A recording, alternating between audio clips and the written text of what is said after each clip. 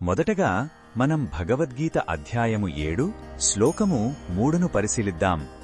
ఈ అధ్యాయంలో శ్రీకృష్ణుడు తనను పూర్తిగా అర్థం చేసుకోవడం ఎంత అరుదో జ్ఞానం యొక్క ప్రాముఖ్యతను వివరిస్తున్నాడు. మొదటగా ఈ పవిత్ర శ్లోకాన్ని భక్తితో విందాం.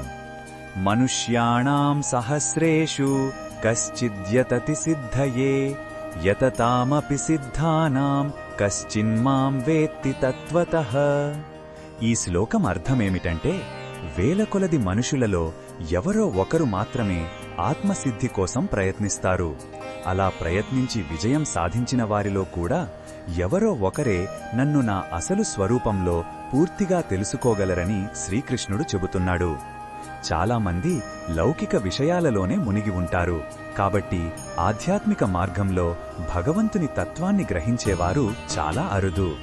ఈ శ్లోకంలో ఉన్న భావం మనకు ఏమి చెబుతుందంటే, భగవంతుని తెలుసుకునే మార్గం అత్యంత విలువైనది మరియు పవిత్రమైనది. ఇది కేవలం పైపై పూజలతో లేదా కర్మకాండలతో లభించదు. దీనికి లోతైన విశ్వాసం, నిరంతర సాధన మరియు భగవంతునికి పూర్తిగా శరణాగతి చేయడం ముఖ్యం. ఈ ఆధ్యాత్మిక మార్గం యొక్క గొప్పతనాన్ని, దాని అరుదైన స్వభావాన్ని ఈ శ్లోకం తెలియజేస్తుంది. ఈ బోధనను మన దైనందిన జీవితంలో ఎలా ఉపయోగించుకోవచ్చంటే, మన ఆధ్యాత్మిక మార్గాన్ని తక్కువ అంచనా వేయకూడదు.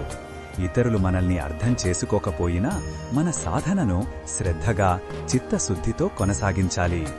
మన ప్రయత్నం నిజాయితీగా ఉంటే ఆ అరుదైన భగవద్జ్ఞానానికి మనం కూడా అర్హులవుతాము అని నమ్మాలి.